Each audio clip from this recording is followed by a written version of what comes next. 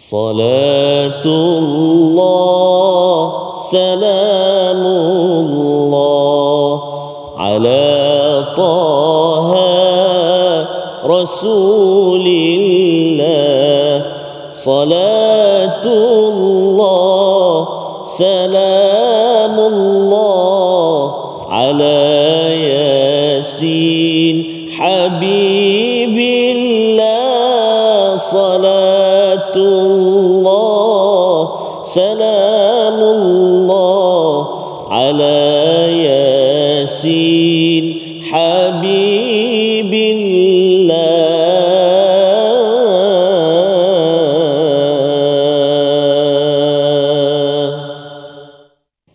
وارزقنا تلاوته آناء الليل وأطراف النهار يا رب العالمين.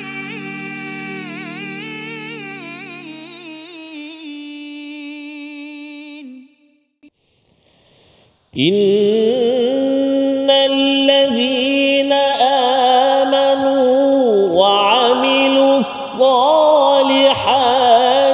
سيجعل لهم الرحمن ودا صدق الله العظيم. Alhamdulillah. Wassalatu wassalamu ala rasulillahi wa ala alihi wa sahbihi wa mawalah.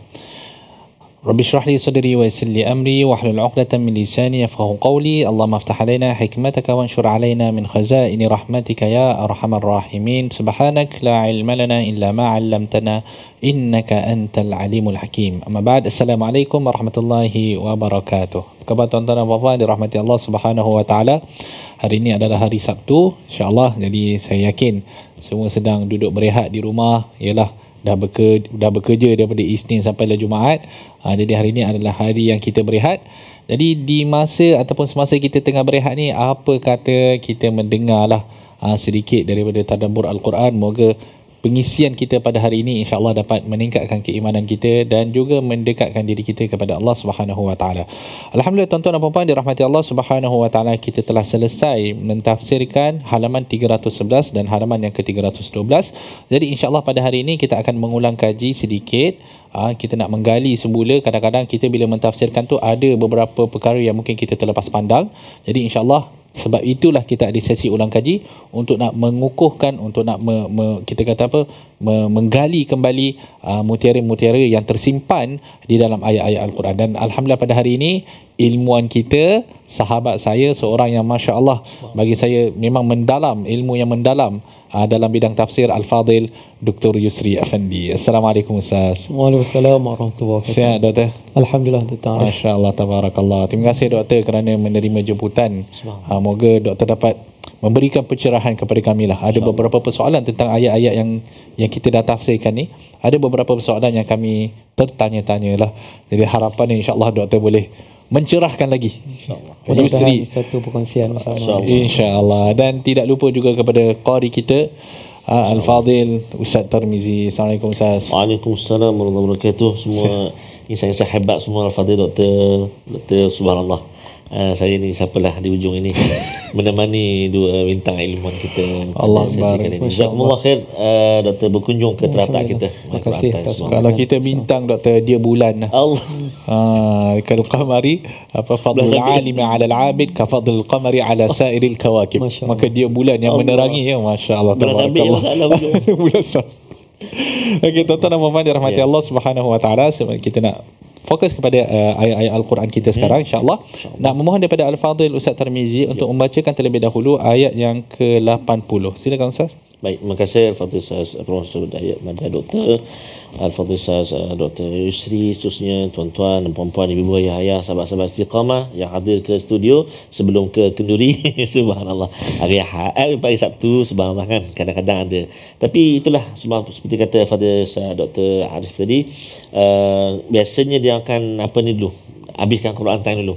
Oh, baru pergi makan nasi. Allahu akbar, subhanallah. Bagi kenyang jiwa sebelum kenyang perut lah. Subhanallah. Maknanya kecintaan kepada Al-Quran tu, subhanallah, itulah yang kami senantiasa ucapkan tahniah dan kami betul bersemangatlah di sini, insya-Allah. Ayat yang ke-80 Ya, ayat yang ke-80. Baik, 80 kita nak baca sama-sama, insya-Allah. Auzubillahi minasyaitonirrajim.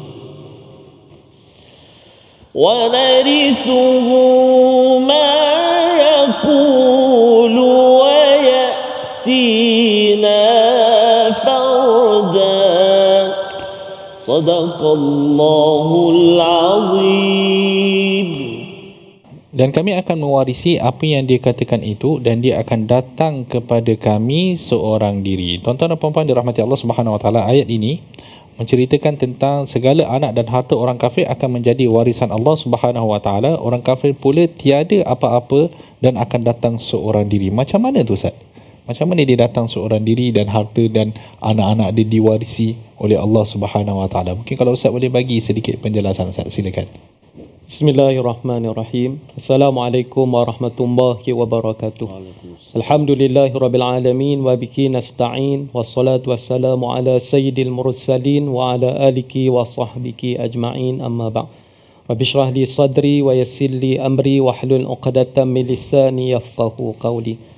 Yang dirahmati Allah Al-Fadhil Dr. Arif, yang dirahmati Allah Al-Fadhil Ustaz Tarmidi, dan sidang penuntun tuan-tuan puan-puan yang dikasihi sekalian. Alhamdulillah dapat kita bertemu dalam wacana yang penting ke arah mentadabbur ayat Al-Quranul Karim sebagaimana telah disentuh oleh Al-Fadhil Dr. Arif tadi, khasnya berhubung dengan ayat 80 surah Taha.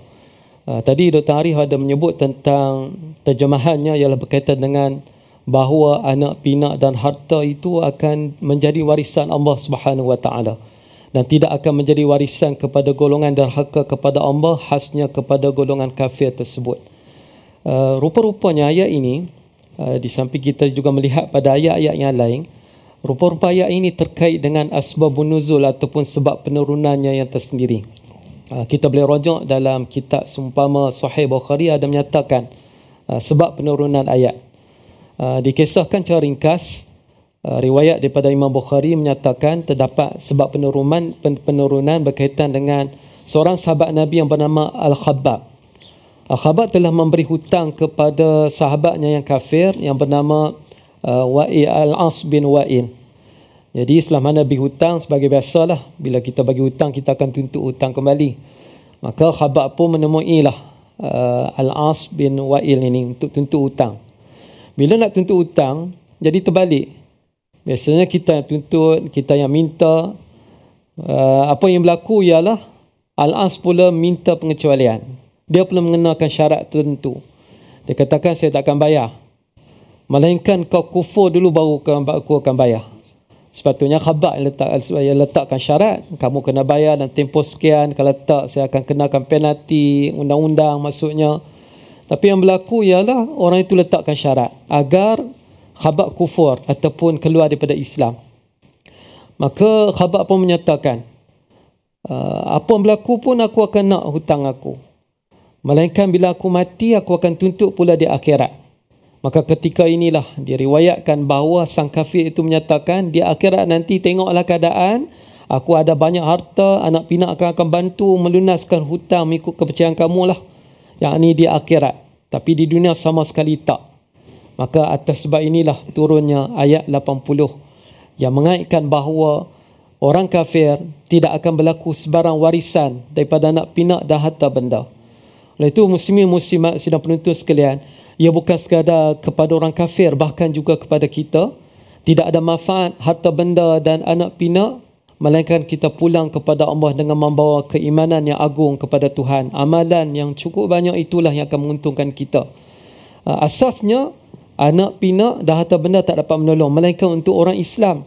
Orang Islam adanya keuntungan. Contohnya, dia menginfakkan sesuatu di jalan Allah, meninggalkan wakaf, membeli Quran lalu diwakafkan, dan seumpamanya anak-anak yang ditinggalkan lalu anak-anak berdoa kepada ibu bapa yang muslim dan muslimah itu keuntungan yang akan berlaku. Tetapi bagi orang yang kafir langsung tidak ada keuntungan. Lantaran inilah Allah Subhanahu Wa Taala mengingatkan kita di dalam ayat 86 surah Asy-Syu'ara yauma la yanfa'u malun wala banun illa man atallaha biqalbin salim. Ingatlah pada hari tidak lagi ada manfaat harta benda dan anak pinak. Yauma la yanfa'u malun wala banun, dua perkara. Yang pertama, harta benda tak memberi manfaat. Yang kedua, anak pinak, melainkan orang yang pulang kepada Allah membawa hati yang beriman kepadanya. Mudah-mudahan kita dapat mengambil iktibar bahawa orang kafir tidak ada langsung keuntungan kerana segala-galanya menjadi milik Allah Subhanahu Wa Taala, tetapi untuk yang beriman pasti ada keuntungan yang tersendiri. Wallahu taala alam. Masya-Allah, tabarakallah. Moga Allah Subhanahu Wa Taala jadikan kita dalam kalangan orang yang beriman, dan moga harta kita dan anak-anak kita insya-Allah akan bermanfaat kepada kita di hari sana nanti insya-Allah taala. Tuan-tuan, kita berehat sebentar, jangan ke mana-mana, banyak lagi persoalan yang kita nak lontarkan. My Quran Time, Quran, Salat dan Infak.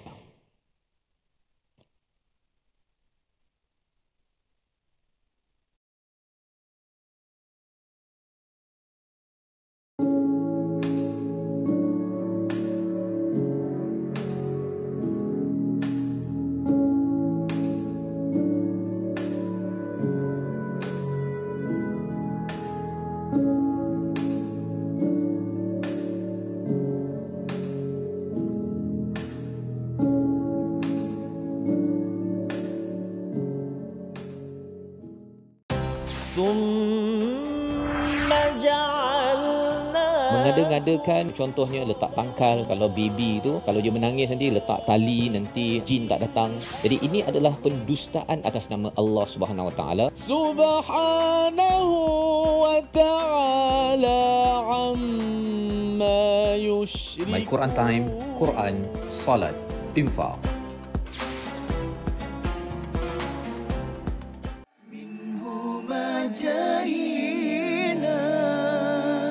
وارزقنا تلاوته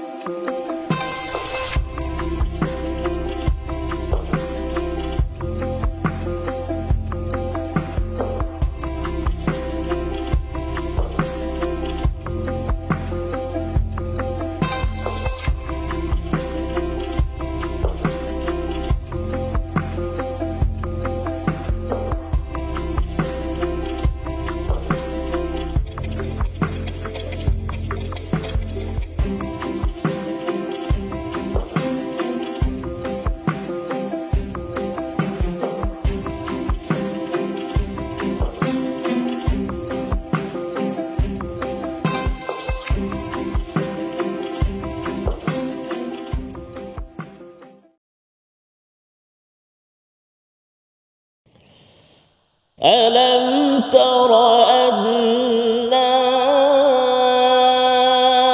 أرسلنا الشياطين على الكافرين تؤزهم أزا صدق الله العظيم. Alhamdulillah, kembali kita dalam My Quran Time, Quran, Salat dan Infak. Tuan-tuan dan puan-puan dirahmati Allah Subhanahu Wa Taala, kita di dalam sesi ulang kaji bersama Dr. Yusri Effendi, sahabat saya, dan juga bersama dengan Al-Fadhil Ustaz Tarmizi. Tuan-tuan dan puan-puan dirahmati Allah Subhanahu Wa Taala, sebentar tadi kita dah dengarkan bacaan daripada ayat yang ke-83 yang memberi maksud, tidakkah engkau melihat bahawa sesungguhnya kami telah mengutus syaitan-syaitan itu kepada orang-orang kafir untuk mendorong mereka berbuat maksiat dengan bersungguh-sungguh. Subhanallah. Kalau kita fikir sejenak kan Ustaz, minta maaf doktor ya. Kalau kita fikir kan doktor, orang kafir ni dah dia punya sifat kufur dia yang memang dibenci oleh Allah Subhanahu Wa Taala di dalam hati, kan? Maksudnya sifat kufur di dalam hati itulah, bukan di sifat kufur di dalam hati mereka itu dibenci oleh Allah Subhanahu Wa Taala. Jadi kenapa Allah tambahkan lagi tara anna arsalna syaitan? Kenapa Allah perlu menghantarkan lagi syaitan untuk memburukkan lagi keadaan? Seolah-olah macam itulah pada pandangan kami lah. Mungkin ada penjelasan lain ke Ustaz? Masya Allah, tabarakallah. Sebenarnya jawapan tu pun ada di pihak pentadabbur utama kita, Dr. Arif. Cuma sekadar pencambahan dan pengulangan balik ilmu, bahawasanya dalam kehidupan kita ni kita ada pilihan. Satu pilihan jalan keimanan, satu lagi jalan kekufuran. Apabila kita selaku orang beriman pilih jalan kepada keimanan, Allah Ta'ala akan bantu urusan itu. Sebagaimana contoh ayat Al-Quranul Karim, وَالَّذِينَ جَاهَدُوا فِينَا لَنَهْدِيَنَّهُمْ سُبُلَنَا. Saya maksud daripada ayat ini, mafhumnya, siapa yang bersungguh, kami akan menambahkan kesungguhannya, kami akan terus pimpin. Misalnya kita nak pada ibadat, kita tunaikan ibadat, Allah Ta'ala akan bagi dorongan lanjut. Dan mikalah pada jalan yang salah ataupun jalan kekufuran, jika mana jalan itu dipilih, maka Allah Ta'ala akan dalam kurungan lah membantu lagi kekufuran yang dipilih. Bukan maksud Allah Ta'ala zalimi. Allah Ta'ala jayakan atas apa yang dia buat kerana pilihan itu berlaku. Lantaran inilah Allah Subhanahu Wa Ta'ala mengingatkan kita lah ayat yang selalu tuan-tuan perempuan, sidang pendengar, penuntun, kita dengar pada pagi Jumaat. Yang kadang mungkin Ustaz Tirmizi juga bacakan pada hari Jumaat. Pada rakaat yang kedua surah Al-Insan. Inna hadainahu sabil imma syakiran wa imma kafura. Maksud daripada ayat ini, Allah Ta'ala bagi jalan untuk sama ada kita pilih jalan kesyukuran ataupun jalan kekufuran. Jadi pilihan tetap ada kepada kita. Oleh itu bagi orang yang memilih kekufuran sangatlah rugi kerana tanpa pimpinan Allah Subhanahu Wa Ta'ala, sebagaimana Dr. Arif menegaskan tadi, orang kafir ni patutnya dengan kekafirannya saja, tetapi macam mana boleh dibantu lagi kekafiran itu? Sebenarnya dalam ayat yang telah dibaca oleh Ustaz Tirmizi tadi sudah pun ada jawapan, iaitu pada kalimah Allah, firman Allah, iaitu ta'uzzuhum azza, kami membantu lagi, menggalakkan lagi kerja buat yang salah itu, kerana sesuailah dengan kesungguhan kejahatan mereka. Ini kita dapat ketahui lanjut berdasarkan perkataan asyayatin. Apa maksud saya? Kita dapat tahu lanjut syaitan berperanan, kerana itu tugas dia. Asyayatin ialah kalimah jamak, maknanya banyak syaitan yang menampingi orang beriman, apatah lagi lah kepada orang yang kafir. Maka kerja buat kepada orang kafir lagi-lagi mudah lah, sebab dia orang tu macam Dr. Arif sebut tadi dah kafir. Jadi kerja lagi senang. Yang susahnya kepada kita lah. Walaupun nampak macam susah, tak mudah, sebenarnya ada orang juga tewas dengan asyayatin, syaitan-syaitan yang sentiasa berlegar di kalangan manusia. Justru Allah Ta'ala ingatkan dalam surah Al-An'am bahawa syaitan ada dua jenis. Syayatinal jins, satu lagi syaitan di kalangan jin, satu lagi syayatinal ins.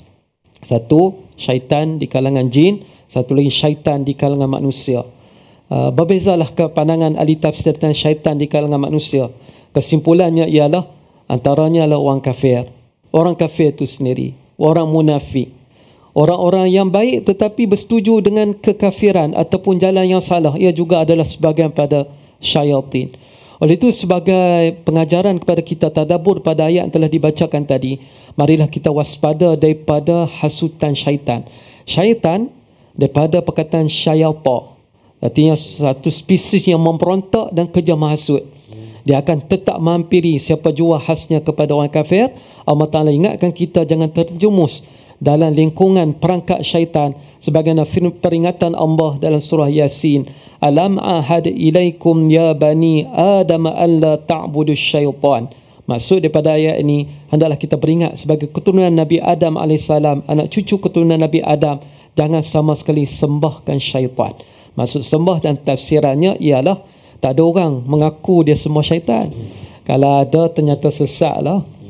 Pihak keselamatan, pihak Jabatan Agama akan terus tangkap lah, sebab dia mengaku dalam Facebook, dalam TikTok dan seumpamanya sembah syaitan.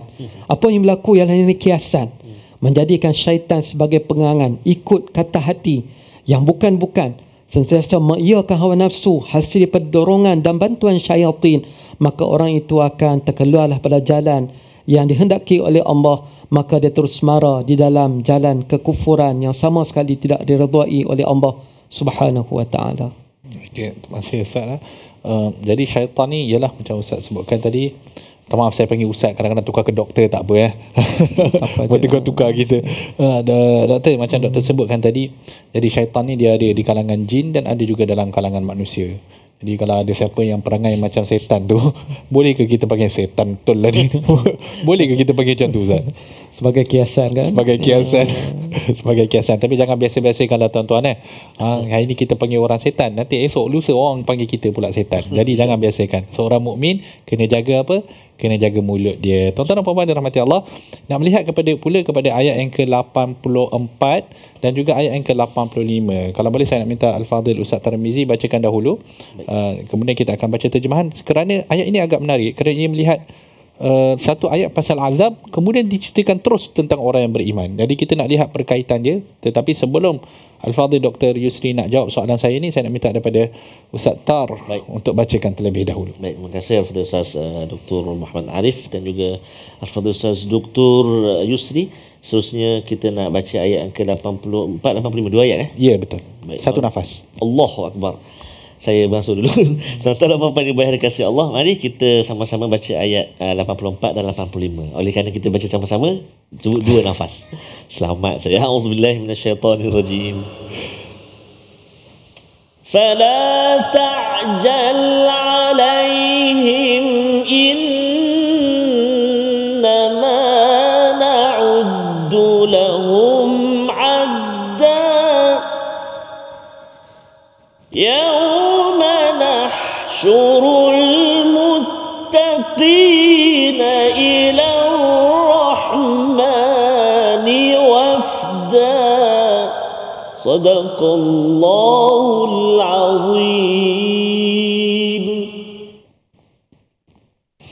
Tuan-tuan dan puan-puan dirahmati Allah, Allah Subhanahu wa taala berfirman pada ayat yang ke-84, maka janganlah engkau Muhammad tergesa-gesa meminta azab buat mereka, kerana kami menghitung dengan hitungan teliti datangnya hari siksaan untuk mereka. Ingatlah pada hari ketiga kami mengumpulkan orang-orang yang bertakwa kepada Allah yang Maha Pemurah bagaikan kafilah yang terhormat. Jadi Al-Fadhil Doktor, kalau boleh tunjukkan perkaitan antara dua ayat ini, silakan. Terima kasih Al-Fadhil Dr. Arif dan juga Ustaz Tarmizi.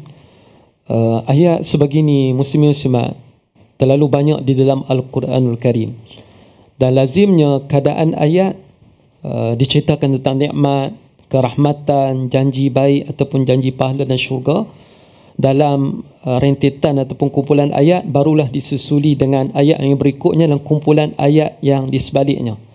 Artinya mula-mula cerita nikmat, kemudian datanglah kumpulan ayat dalam bentuk peringatan ataupun azab dan seumpamanya. Tapi kalau dalam konteks ayat ini pula, ayat yang telah dibaca oleh Ustaz Tarmizi tadi, kita dapati Allah Ta'ala datangkan kelainan. Tak dalam kumpulan ayat, tetapi dalam dua ayat sahaja. Satu ayat tentang nikmat, terus kepada ayat azab. Dalam telahan ilmu insya-Allah Ta'ala, kita mendekati ilmu tafsir, inilah antara cara Al-Quran, basyiran wa nadhira. Bashir ialah khabar gembira, nadhir ialah peringatan yang keras, ketegasan Allah.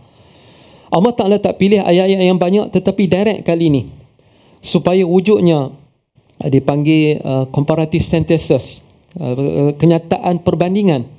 Mari kita tatak ayat, iaitu ayat yang ke-85, berkenaan Allah Ta'ala akan himpunkan orang yang bertakwa menuju ke rahmatan Allah dalam bentuk berpasukan ataupun jamaah. Apa perbandingannya ialah pada ayat yang ke-86. Golongan mujrimin, iaitu golongan yang derhaka kepada Allah, khasnya kepada golongan pendosa-pendosa besar, termasuk juga orang kafir. Mereka juga tetaplah dihimpun di sisi Allah, tetapi kali ini dalam bentuk wirda, iaitu dalam keadaan sangat tragis, dalam keadaan sangat dahaga. Bukan lagi kelompok yang besar dapat membantu urusan peribadi ataupun kesengsaraan peribadi ketika itu. Fadhil Doktor, masih menarik, kami masih lagi nak tahu, cuma kita berehat sebentar Doktor, nanti boleh sambung selepas ini ya. Tuan-tuan jangan ke mana-mana, My Quran Time, Quran, Salat dan Infak.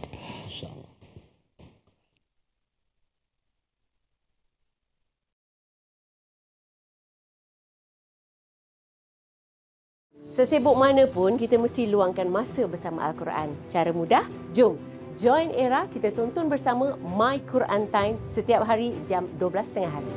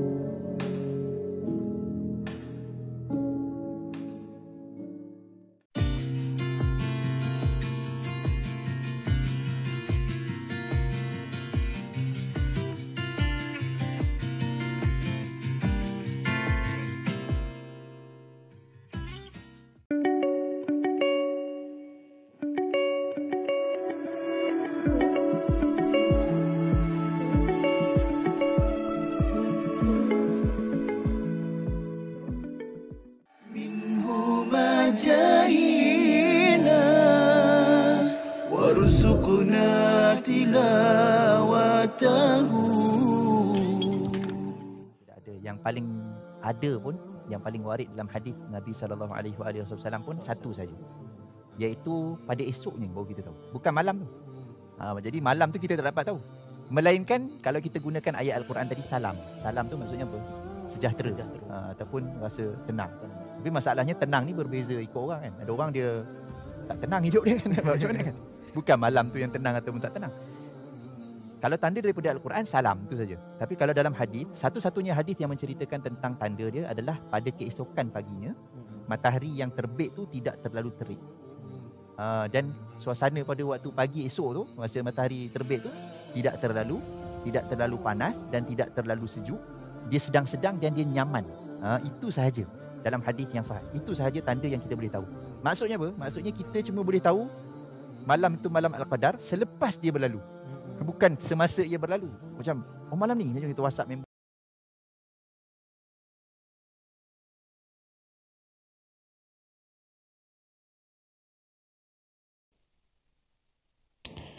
Alhamdulillah, kembali kita dalam My Quran Time, Quran, Salat dan Infak. Tuan-tuan dan puan-puan yang dirahmati Allah Subhanahu Wa Taala, sebentar tadi kita sedang membahaskan antara ayat perkaitan ayat yang ke-84 dan juga ayat yang ke-85.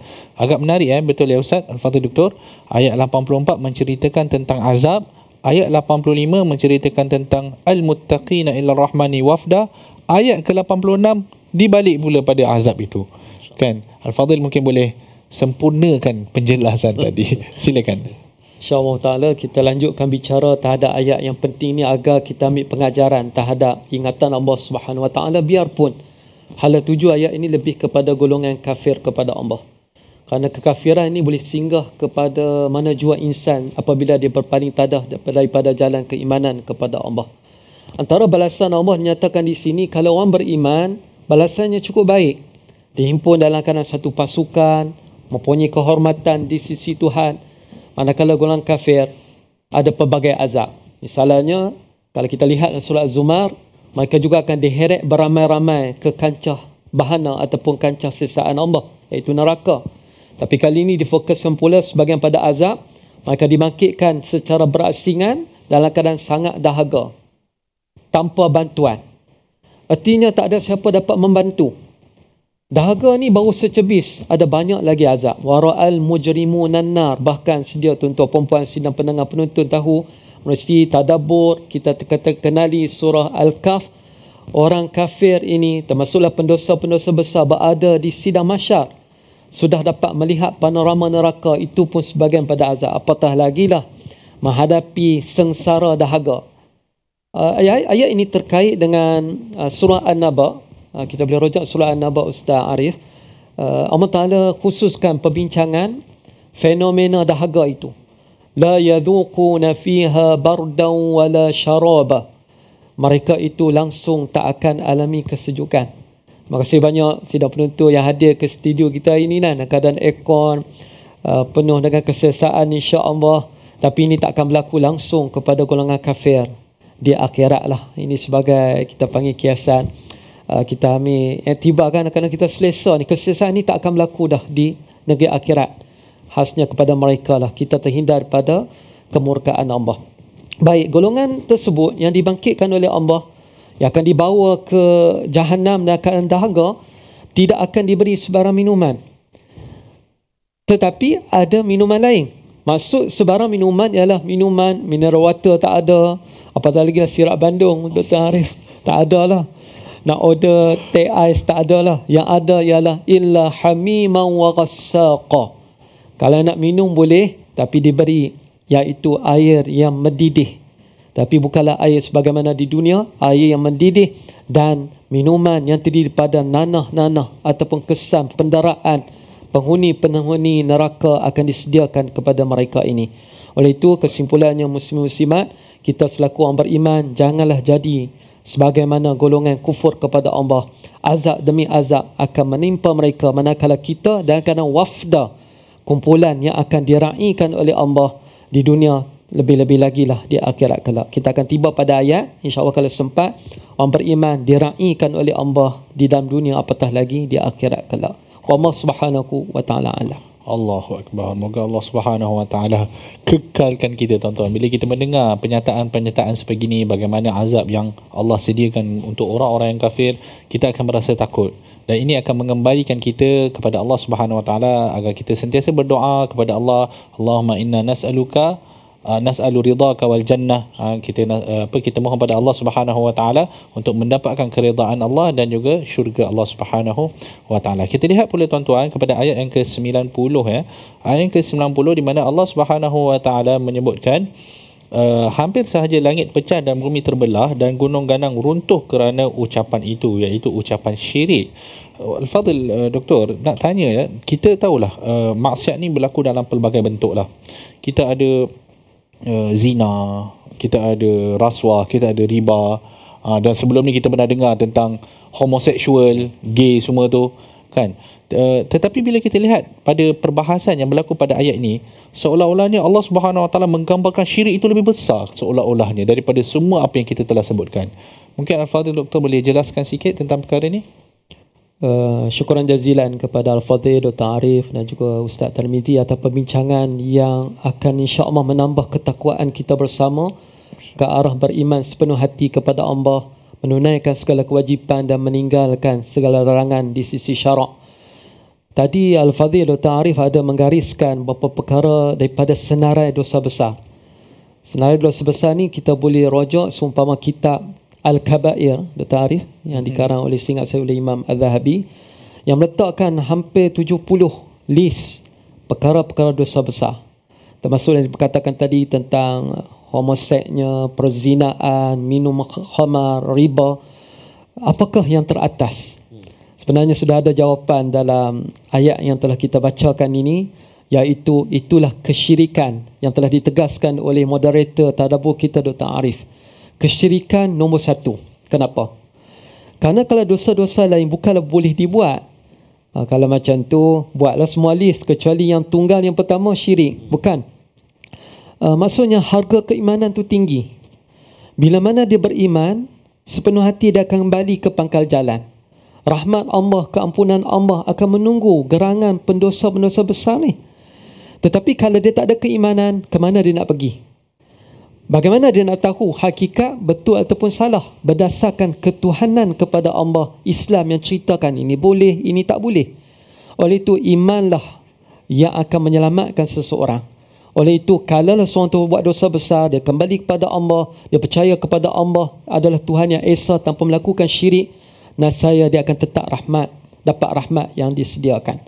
Apatah lagi lah dalam konteks yang lain, dia syirik, dia buat dosa-dosa besar, lagi-lagilah akan terjerumus kepada kancah bahana sesaan Allah yang tidak bertepi neraka jahanam kerana dia melakukan semua jenis dosa-dosa besar. Kenapa syirik ini dipandang serius? Sehingga kan Allah Ta'ala gambarkan pada ayat, Allah Ta'ala firmankan dalam ayat yang telah kita diskusikan ini, Allah Ta'ala dalam bahasa utara lah, kerana saya orang utara kan, mengamuk. Maknanya Allah Ta'ala boleh mengamuk, pecahkan langit, balahkan bumi, gunung ganang hampir roboh, boleh dilakukan, signal kemurkaan Allah. Kerana syirik adalah inna syirka la zulmun azim, dalam surah Luqman. Sungguh syirik itu zalim yang paling besar. Kalau dia baik sekalipun, dia syirik pada Allah, artinya dia tak setuju Allah itu Tuhan. Dia masih lagi nak bertuhankan, percaya pada benda lain. Dia tak tunduk kepada Allah yang maha baik. Walaupun orang tu baik, kafir baik semacam mana pun, melakukan 1001 kebaikan tapi tak masuk kepada agama yang baik, dia bukan baik dari segi perspektif syarak. Hadirin, marilah kita waspadakan diri daripada terjerumus kepada kemurkaan Allah yang dinyatakan melalui ayat yang telah kita bacakan ini. Kita selamatkan diri, keluarga, masyarakat Islam khasnya. Kita beringatan kepada golongan-golongan menyimpang, jangan lakukan 5 jenis syirik. Yang pertama saya simpulkan, yang pertama ialah seseorang mengaku tak ada Tuhan, sebenarnya syirik yang kita sebut sebagai ateis. Kerana dia percaya diri dia buat sesuatu, dialah mentantijahkan baik ataupun buruk. Artinya secara tak langsung dia dah mengaku sebagai Tuhan, itu pun syirik secara tak langsung. Bahagian yang kedua ialah pahaman mengakui Allah sebagai Tuhan tetapi menyatakan Allah ada anak. Justru ayat berikutnya ialah berkenaan dengan dakwaan musyrikin, kafirin, begitu juga ayat yang lain bahawa Allah ada anak, walaupun seakan-akan mereka setuju Allah itu sebagai Tuhan, berlakunya syirik. Dan ternyata dalam perspektif Islam kita ini, kita mengetahui bahawa dalam ideologi lain sebagai Kristian mengakui bahawa Allah ada anak, tapi tertolak di segi akidah Islam yang suci bersih. Manakala yang ketiga, ada juga dalam pahaman tertentu Kristian dan seumpamanya, Allah bercantum dengan makhluk, makhluk bercantum dengan Allah. Bahkan dalam pahaman Syiah tertentu, Dr. Arif kan sudah kita maklum, ada juga pahaman sedemikian percantuman dengan Tuhan, itu juga syirik. Sekiranya kita mengaku Allah sebagai Tuhan, tapi ada pahaman begitu, Allah masuk dalam badan para nabi, masuk kepada wali-wali, itu juga ke kancah syirik. Wal'iyadzubillah. Dan yang keempat, ialah dia tak faham macam tu. Kita tengok-tengok dalam Facebook Dr. Arif kan, Ustaz Tirmizi, kenyataan dia ni sangat mulia, kuat ibadat, dia ni umpama Tuhan. Kalimah begitu pun simple je, tapi sebenarnya itulah syirik. Kita juga perlu awasi perkara semikian. Manakala yang kelima, masih lagi terkawal, iaitu syirik-syirik kecil. Para ulama bincang tentang masalah syirik kecil ni, apakah sudah menyebabkan kufur. Majoriti menyatakan tidaklah sampai jadi terkeluar pada Islam, tetapi dia anggap berdosa. Sebagaimana contoh riya, melakukan amalan tak betul-betul kerana Allah, berlakulah syirik, tetapi syirik kecil. Kenapa berlaku syirik? Kerana berlakunya perkongsian hala tuju. Kepada Allah pun dia nak, kepada makhluk pun dia nak, maka berlakulah syirik kecil. Semua ini muslimin muslimat, khasnya saya, marilah kita beringat agar kita tidak menjemput kemurkaan Allah Subhanahu wa ta'ala. Alhamdulillah, tuan-tuan dan puan-puan yang dirahmati Allah. Maka kewajipan kita untuk mengelakkan daripada melakukan apa sahaja amalan syirik. Kita berehat sebentar, jangan ke mana-mana. My Quran Time, Quran, Salat dan Infak.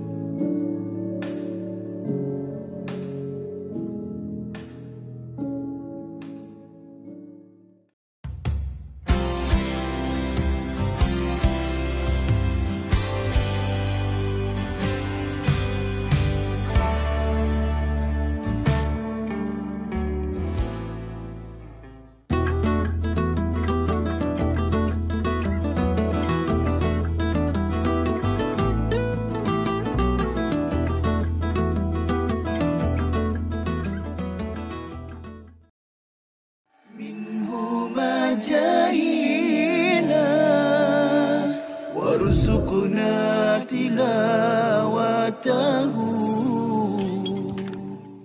Yang ni yang kita kena tanamkan dalam keluarga kita juga. Ingat tak hadis yang Rasulullah sebutkan, rahimallahu rajulan. Rasulullah kata Allah Ta'ala merahmati seorang lelaki, yaqumul lail, dia mendirikan malam, kemudian dia mengejut isteri dia. Kalau isteri dia susah nak bangun, dalam hadis tu menyebut dajjal, maknanya dia percikkan sikit air, dia manja-manja pada isteri dia supaya bangun malam. Macam tu. Kalau ayah saya tak, dia simbah air tu. Itu bakul. Itu maknanya itu dah pukul 6.30. 6.30 simbah air tu. terus. Kalau qiyamul lail tu maknanya mungkin boleh genjis lagi. Mudah-mudahan bangunlah. Maknanya sebab apa? Rasulullah mendoakan rahmat Allah. Rasulullah kata rahimallahu rajulan, Allah Ta'ala merahmati lelaki yang bangun qiyamul lail, dia kejut pula isteri dia kejut pula anak dia. Sebab itulah kita perhatikan bagaimana Sayyidina Umar, Sayyidina Abu Hurairah, orang yang tidur di rumah mereka dapat perhatikan mereka inilah sahabat yang mendirikan malam, kemudian dia kejut ahli keluarganya, kekuatan.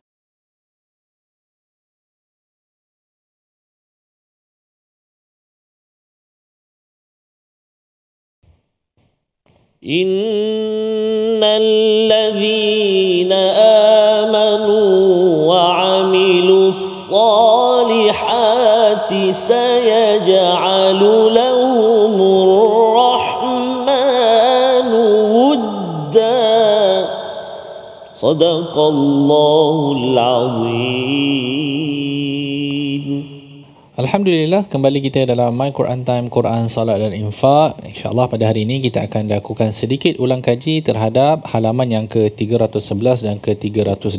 Sebentar tadi kita telah mendengar bacaan ayat yang ke-96, ayat yang ke-96 di dalam surah Taha pada halaman yang ke-312, di mana Allah Subhanahu wa taala berfirman, sesungguhnya orang-orang yang beriman dan melakukan kebaikan kelak Allah yang Maha Pemurah akan menanamkan rasa kasih sayang bagi mereka ataupun dalam hati mereka.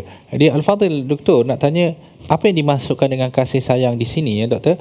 Maksudnya kasih sayang Allah kepada kita ke ataupun kasih sayang manusia kepada kita ke? Jadi macam mana dan kalaulah kasih sayang manusia kepada kita, macam mana kita nak capai perkara tersebut? Silakan Doktor. Terima kasih Al-Fadhil Dr. Arif dan juga Ustaz Tarmizi atas bacaan yang penuh penghayatan tadi untuk kita amalkan dalam kehidupan. Ayat 96 daripada surah Maryam alaihissalam adalah sebuah hadiah kepada kita sebenarnya, muslimin muslimat. Apakah hadiah yang telah saya maksudkan, iaitu anugerah Allah kepada kita semasa di dunia, apatah lagi di akhirat. Tadi kita ada membincangkan dalam hal anugerah Allah kepada orang yang beriman di dunia hinggalah ke akhirat. Sekarang ini kita sampai kepada dalil berikut. Dalil antara dalil ialah Allah Ta'ala akan bagi kasih sayang di dunia ini. Apakah maksud kasih sayang itu? Dalam dua konteks. Yang pertama ialah segala kasih sayang yang berlaku di atas dunia ini berpunca daripada kehendak Allah. Oleh itu, terjemahan daripada ayat ini dapat kita faham, orang yang beriman dan amal soleh akan dikurniakan kasih sayang daripada Tuhan. Apakah maksud kasih sayang itu? Yang pertama, Allah sayanglah. Allah Ta'ala akan rahmati, bagi rahmat yang lebih. Sebagaimana kita lihat dalam Sahih Bukhari pada hadis yang ke-6040, yang merupakan satu sandaran tentang kasih sayang Allah. Antara keterangan hadis itu, idza ahabba Allahu 'abdan, apabila Allah Ta'ala kasih kepada seorang hamba, nada Jibril, lalu dipanggillah Jibril alaihi salam. Lalu Allah Ta'ala berfirman, inna Allaha yuhibbu fulanan, sesungguhnya Allah Ta'ala menyukai seseorang. Seseorang itu ternyatalah bukan orang kafir. Sudah tentulah khasnya kepada orang beriman seumpama kita umat Islam. Lalu Allah Ta'ala nyatakan, aku kasih kepada orang ini, diminta kepada Jibril AS, kasihlah juga kepada gerangan tersebut. Fa'ahibbahu fayuhibbuh thumma yudha'u lahu al-qabul fi ahli al-ard. Sambungan pada hadis itu, Jibril pun bagi tahu kepada para malaikat agar kasihlah orang yang telah dikasihi oleh Allah. Kemudian diletakkan kasih sayang al-qabul kepada para penduduk bumi pula untuk kasih kepada gerangan yang sama. Okey, al-qabul ialah, maksud di sini ialah kasih sayang yang Allah telah tempatkan di dunia kepada siapa tu? Kepada orang beriman. Yang pertama tadi Allah telah kasih, malaikat Jibril pun kasih, para malaikat pun kasih. Yang kedua pula, orang beriman saling mengasihi di antara mereka, satu kurniaan Allah di atas muka bumi. Apakah maksud kasih sayang itu? Kasih sayang itu ada pelbagai makna lah. Antaranya muslimin dan muslimat ialah sebagaimana tafsiran Sayyidina Abdullah bin Abbas radhiyallahu anhu.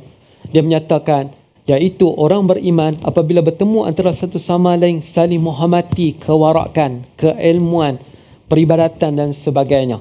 Dia rasa orang beriman tu lebih baik pada dia. Dia pun ingin contohi.